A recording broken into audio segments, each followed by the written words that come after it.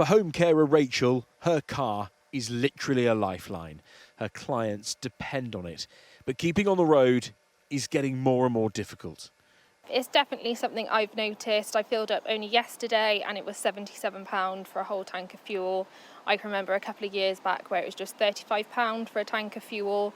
So obviously when you're driving your car, 300 miles a week to visit clients and go and support them in their own homes, that all really adds up and it's quite a lot of miles. Rachel's company has had to increase mileage rates it pays. It's just one sector feeling the strain as the cost of filling an average family car rose to £100 this week. Is it getting ridiculous? Yes, it is getting ridiculous, with everybody, for everybody. What with the rising cost of everything else as well, it's just a nightmare now. A lot of the people I've heard stories from have been paying to go to work.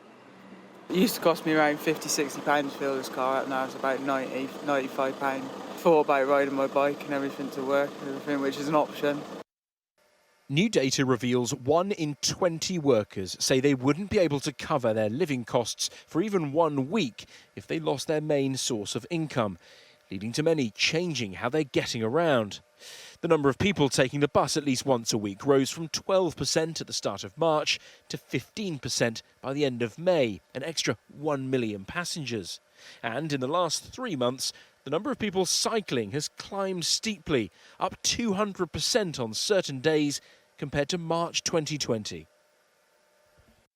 In the centre of town, the Gloucestershire Bike Project says it's seeing more and more people switching from 4 wheels to 2.